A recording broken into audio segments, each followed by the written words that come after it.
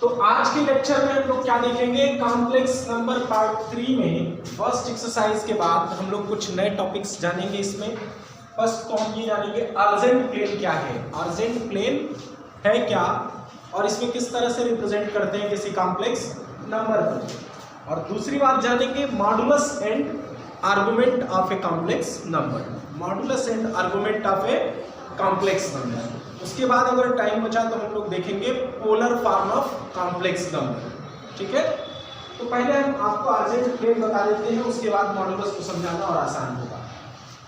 Urgent plane क्या होता है पहले तो जान लेते हैं। If two lines are perpendicular, if two lines are mutually perpendicular intersecting each other at a point known as O, then what a horizontal line XO X dash is called real axis।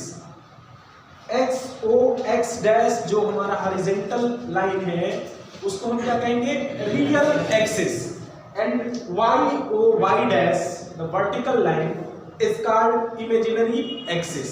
इसको क्या कहेंगे, imaginary axis, imaginary axis, और ये real axis है। That means हम किसी complex number के real part को हॉरिजॉन्टल लाइन पे और इमेजिनरी पार्ट को वर्टिकल लाइन पे अगर रिप्रेजेंट कर देंगे तो ये प्लेन हमारा जो पहले कार्टेशियन प्लेन कहलाता था अब क्या हो जाएगा, अर्जेंट प्लेन हो जाएगा। उसमें हम क्या दो डायमेंशन में कोऑर्डिनेट होते थे, एक्स कोऑर्डिनेट को एक्स एक्सिस पे, वाई कोऑर्डिनेट को वाई एक्सिस पे रिप्रेजेंट करते थे। बट अब हम यहाँ क्या करेंगे, रियल पार्ट को एक्स एक्सिस पे और इमेजिनरी पार्ट को वाई एक्सिस पे रिप्रेजेंट करेंगे, तो इसको कहा जाएगा Argand plane. Let Z is equal to A plus IB be a complex number, A plus IB be a complex number, then we can represent it on the Argand plane. Argand plane पे कैसे represent करेंगे इसको, real part क्या है इसका A, imaginary part क्या है B। तो ओरिजिन से A यूनिट राइट डायरेक्शन में जाएंगे हम एक्स एक्सिस के अलावा। सपोज करो यहाँ पे है, हम सपोज कर लेते हैं ये डिस्टेंस क्या है ए है, और वाई एक्सिस पे बी यूनिट सपोज कर लेते हैं ये बी यूनिट। अब क्या करेंगे, यहां से एक परपेंडिकुलर ड्रॉ करेंगे और यहां से एक परपेंडिकुलर ड्रॉ करेंगे। जहां पे दोनों परपेंडिकुलर आपस में इंटरसेक्ट कर रहे होंगे वही हमारा पॉइंट पी होगा, जो इस कॉम्प्लेक्स नंबर को रिप्रेजेंट कर रहा होगा। P X P A B इसको कहेंगे, और यहां से जो ओरिजिन की डिस्टेंस होगी ये डिस्टेंस ही हमारा मॉडुलस कहलाएगा इस कॉम्प्लेक्स नंबर का। ठीक है, यानी ओपी डिस्टेंस कोई भी कॉम्प्लेक्स नंबर अर्जेंट प्लेन में जिस पॉइंट से रिप्रेजेंट होता है उसकी ओरिजिन से जो डिस्टेंस होती है वही उसका मॉडुलस होता है। ठीक है, यानी मॉडुलस क्या है, डिस्टेंस है, और डिस्टेंस आपको पता है हमेशा क्या होता है, पॉजिटिव होता है, नेगेटिव कभी नहीं होता। तो मॉडुलस भी कभी पॉजिटिव नहीं होगा। जैसा कि इसका नाम है मॉडुलस, तो इसको मॉड में रख के रिप्रेजेंट करते हैं। If z is equal to a plus IB then mod z is equal to, अब देखिए इस फिगर से अगर हमें ओपी डिस्टेंस निकालना है तो क्या करना होगा, एक राइट ट्रायंगल बनता हुआ नजर आ रहा है यहाँ पे, जिसमें ये ओपी उसका हाइपोटेनस है, तो हम इसके बेस और परपेंडिकुलर दोनों के स्क्वायर का सम कर देंगे। तो बेस कितना है a स्क्वायर, और परपेंडिकुलर यही होगा b, तो b square, square root a square plus b square is called modulus of z। अब z क्या है, एक कॉम्प्लेक्स नंबर है, तो z की एक पूरी फैमिली होती है। z फैमिली के बारे में जान लीजिए। z फैमिली में टोटल 4 मेंबर्स हैं। कौन कौन है, एक तो z है, दूसरा z बार है। z bar means conjugate of z, conjugate of a complex number is denoted by z बार। अगर z कोई कॉम्प्लेक्स नंबर है तो उसका कंजुगेट क्या होगा, z बार। और कंजुगेट के बारे में प्रीवियस लेक्चर में हमने चर्चा किया था। इसका कंजुगेट क्या होगा, इसके रियल और इमेजिनरी पार्ट के बीच में जो साइन होगा उसका अपोजिट साइन यूज करेंगे। तो यहाँ a प्लस आई बी है तो इसका कंजुगेट होगा a minus I B. a minus I B को रिप्रेजेंट करना हो तो z बार, इसमें देखिए रियल पार्ट पॉजिटिव है, इमेजिनरी पार्ट नेगेटिव है, यानी x पॉजिटिव y नेगेटिव कहाँ होता है, फोर्थ क्वाड्रेंट में, यानी इतनी ही डिस्टेंस पे वो फोर्थ क्वाड्रेंट में होगा। यहाँ पे ये मॉड ऑफ z है तो ये क्या होगा, मॉड ऑफ z बार, ठीक। ये p x माइनस y यानी a माइनस b को रिप्रेजेंट करता है, ठीक है। तो मॉड ऑफ z बार भी क्या आएगा, यही आएगा a square plus minus b का स्क्वायर, माइनस b का स्क्वायर प्लस b स्क्वायर हो जाता है। That means there is no difference between mod z and mod z bar, दोनों का मॉडुलस सेम आएगा, ठीक है। अब इस फैमिली का तीसरा मेंबर है minus Z, minus Z, minus Z, अगर Z A plus I B है तो माइनस जेड क्या होगा, minus A minus I B, यही होगा। Minus A minus I B किसमें होगा, थर्ड क्वाड्रेंट में होगा। तो थर्ड क्वाड्रेंट में इसकी पोजीशन यहाँ पे होगी माइनस ए माइनस बी, ये माइनस बी है और ये माइनस ए है। अब इसके मॉडुलस की वैल्यू क्या होगी, मॉड ऑफ माइनस जेड, ये भी सेम आएगा, माइनस ए का स्क्वायर प्लस ए स्क्वायर होगा और माइनस बी का स्क्वायर प्लस बी स्क्वायर, तो मॉडुलस तो इसका भी सेम वही आएगा। अब एक और चौथा और लास्ट मेंबर क्या है, माइनस जेड बार, पहले ये लिख लेते हैं। मॉडुलस ऑफ माइनस जेड कितना आएगा, अच्छा वो तो लिख लिया हमने, minus Z bar, last member of complex number.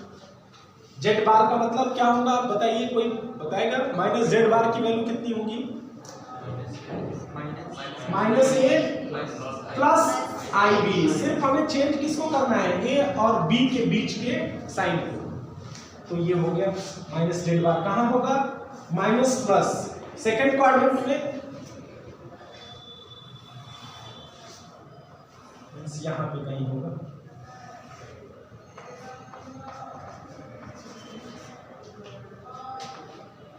ये माइनस बी प्लस बी और ये माइनस ए, तो यहां माइनस जेड बार की वैल्यू कितनी आएगी, ये भी उतनी आएगी, अंडर रूट ए स्क्वायर प्लस बी स्क्वायर। तो सबके मॉडुलस की वैल्यू, मतलब जेड फैमिली यानी कॉम्प्लेक्स नंबर की फैमिली में जितने मेंबर्स हैं सबके मॉडुलस की वैल्यू सेम होती है, ठीक है। तो ये मॉडुलस था और मॉडुलस ऐसे ही निकाला जाएगा किसी भी कॉम्प्लेक्स नंबर का। और ये है इनका अर्जेंट प्लेन, अर्जेंट प्लेन समझ में आ गया, मॉडुलस भी समझ में आ गया। अब हम आर्गुमेंट की बात करेंगे, आर्गुमेंट ऑफ जेड और argument of a complex number. तो आर्गुमेंट क्या होता है जान लीजिए, argument of a complex number is the angle between x axis and mod of Z, means Z के मॉडुलस वाली लाइन एक्स एक्सिस के पॉजिटिव डायरेक्शन में यानी एंटी क्लॉकवाइज जितना एंगल बनाएगी उसी का टेंजेंट क्या होता है, आर्गुमेंट होता है। सपोज कीजिए अगर ये एंगल थीटा बन रहा है तो जो tan थीटा होगा उसी को हम थीटा को ही कहेंगे, थीटा को ही क्या कहेंगे हम, आर्गुमेंट ऑफ कॉम्प्लेक्स नंबर। तो अगर a प्लस आई बी क्या है, if z is equal to a plus I B be a complex number, then argument of z is denoted as a or z, argument of z इसको पढ़ेंगे, is equal to, अब theta अकेले को हम कैसे निकालें, थीटा निकालने के लिए हमें साइड की हेल्प लेनी है, तो हम कोई टेंजेंट थीटा निकाल लेते हैं, फिर थीटा वहां से एलिमिनेट कर लेंगे। Theta is equal to tan inverse, अब क्या आएगा ये पहले देख लेते हैं। tan थीटा अगर निकाले तो क्या आएगा यहां से, tan थीटा क्या होगा, perpendicular upon base b upon a, यही होगा ना।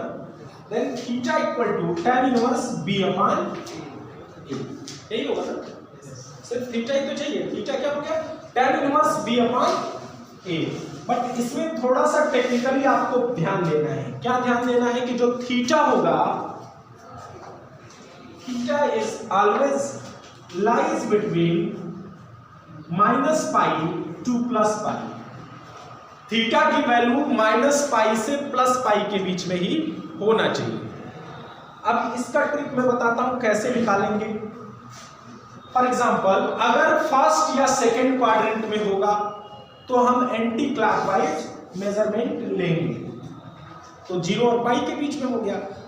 अगर बाई चांस वो थर्ड या फोर्थ क्वाड्रेंट में जाता है तो अब हम क्लॉकवाइज डायरेक्शन में इसको मेजर करेंगे ऐसे। तो ये हो गया 0 टू -पाई और ये हो गया 0 टू +पाई। तो टोटल डिस्टेंस हमारी कितनी हो गई -पाई टू +पाई। इसकी वैल्यू -पाई से +पाई के बीच में ही लाई करेगी। अब हम कुछ एग्जांपल के थ्रू आपको समझाएंगे कि कैसे आर्गुमेंट निकाला जाता है, क्योंकि आर्गुमेंट में ही आपको थोड़ा सा दिक्कत होगा निकालने में। तो उसको हम 1-2 एग्जांपल देके आपको क्लियर करना चाहते हैं। अब देखिए इसको केयरफुली देखना है हमें। -z इक्वल टू -i -√3 एक कॉम्प्लेक्स नंबर गिवन है। सपोज कीजिए इसका आपको मॉडुलस और आर्गुमेंट फाइंड करना है। तो मॉडुलस तो बहुत इजी है, मॉडुलस तो हम एक लाइन में निकाल सकते हैं। मॉडुलस ऑफ z हो जाएगा -1² प्लस -√3²। ये होगा 1 + 3 = 4 = 2। ये मॉडुलस हो गया। आर्गुमेंट निकालना है तो अब हमको थोड़ा ध्यान देना पड़ेगा। देखो हमने लिखा है tan थीटा, tan थीटा पहले निकाला ना, तो tan थीटा क्या होता है sin theta upon cos theta होता है। तो sin थीटा इक्वल टू क्या है, इससे पहले इस एग्जांपल के आर्गुमेंट को कराने से पहले मैं आपको पोलर फॉर्म समझा दूं, उसके बाद इसको कराता हूं, ठीक है। क्योंकि पोलर फॉर्म समझने के बाद ज्यादा अच्छे से समझ में आएगा।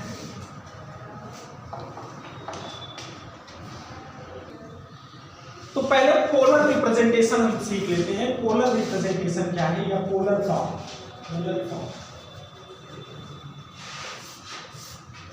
पोलर फॉर्म मतलब कि अब हम क्या करेंगे, जो ये पहले हम अर्जेंट प्लेन में ए और IB के फॉर्म में पढ़ रहे हैं उसको cos थीटा यानी थीटा और r के फॉर्म में पढ़ेंगे। अब हम टोटल अपने कॉम्प्लेक्स नंबर को मॉडुलस और आर्गुमेंट में कन्वर्ट कर लेंगे और मॉडुलस और आर्गुमेंट के फॉर्म में इसको पढ़ेंगे, तो वही हमारा पोलर फॉर्म कहलाएगा। तो मॉड z को अब हम क्या कहेंगे, एक नया नाम देंगे r कहेंगे इसको। क्या कहेंगे r। अब हमें क्या करना होगा, जो ये a और b है यानी z = a + IB के लिए जो हमने बनाया था उसमें a और b को अब हमें r और थीटा के टर्म में कन्वर्ट करना होगा। तो a कैसे कन्वर्ट होगा r और थीटा के टर्म में, ये बताइए r और a में कोई रिलेशन है? राइट ट्रायंगल में r और a में कोई रिलेशन है? क्या रिलेशन है? ये दोनों को cos के रेशियो में यानी cos थीटा के इक्वल है। a अपॉन r = होता है cos theta base upon hypotenuse. तो हम a अपॉन r को क्या लिख सकते हैं, cos थीटा। देन a = क्या होगा, r cos थीटा, यही होगा ना। और b और r में भी कोई रिलेशन है, sin थीटा का रिलेशन है। तो हम लिख सकते हैं b upon r = sin theta. Then b = r sin theta. ये इक्वेशन 1, इसको इक्वेशन 2 सपोज करेंगे। ऐसा हर क्वेश्चन में करना होगा आपको जब पोलर फॉर्म में चेंज करना हो। अब हमें क्या चाहिए, a और b को हटाना है हमें। तो हम r की वैल्यू निकालना चाहते हैं, फिर थीटा की वैल्यू निकालना चाहते हैं। तो पहले r की वैल्यू निकालना है तो हम क्या करेंगे, इक्वेशन 1 का स्क्वायर कर देंगे और इक्वेशन 2 का स्क्वायर करके ऐड कर देंगे। तो ये साइन थीटा यहां से एलिमिनेट हो जाएगा, बचेगा क्या, सिर्फ r। और r की वैल्यू a और b के टर्म में निकल सकती है। तो यहां लिखेंगे हम squaring and adding equation 1 and 2। Equation 1 और 2 को स्क्वायर करके सम करेंगे तो क्या आएगा लेफ्ट साइड में a square plus b square, right side में क्या आएगा r square cos square theta plus r square sin square theta. r square common होगा, cos square theta plus sin square theta, इसकी वैल्यू 1 होती है, trigonometry में आपने पढ़ा है। Then r is equal to क्या हो जाएगा under root a square plus b square. इस तरह से हम मॉडुलस निकाल लेंगे पोलर फॉर्म में। और जब हमें आर्गुमेंट निकालना है, थीटा चाहिए, तो हम क्या करेंगे, इसका इससे डिवीजन कर देंगे या इसको इससे डिवाइड कर देंगे। इक्वेशन 2 को इक्वेशन 1 से डिवाइड कर देंगे, तो क्या बचेगा इधर b अपान a बचेगा। 2 को 1 से डिवाइड कर रहे हैं और राइट साइड में r कैंसिल होगा, रेशियो लेंगे तो sin अपान cos बचेगा और उसको क्या कहेंगे tan थीटा कहेंगे। तो थीटा इक्वल टू क्या हो जाएगा tan inverse b by a। ये हमारा पोलर रिप्रेजेंटेशन हो जाएगा r और थीटा के टर्म में। जब r और थीटा हमारे निकल जाएंगे तब हम z को अब क्या लिखेंगे, अब z को हम लिखेंगे r cos theta plus r i into r sin theta, यही लिखेंगे ना। पोलर फॉर्म में हमें a b को रिमूव करना है और r और थीटा के टर्म में लिखना है, तो फाइनली r को कॉमन कर लेंगे, ये क्या होगा cos theta plus i sin theta, और यही हमारा पोलर रिप्रेजेंटेशन हो गया। ये देखिए पहले कार्टेशियन था, अब क्या हो गया पोलर में हो गया। पोलर मतलब r और थीटा के टर्म में हो गया। अब हम आर्गुमेंट निकालना आपको सिखाएंगे। तो मुझे लगता है कि आज टाइम ओवर हो गया है। नेक्स्ट लेक्चर में हम अगला एक्सरसाइज भी कराएंगे और आर्गुमेंट और मॉडुलस निकालना भी सिखाएंगे। थैंक्स।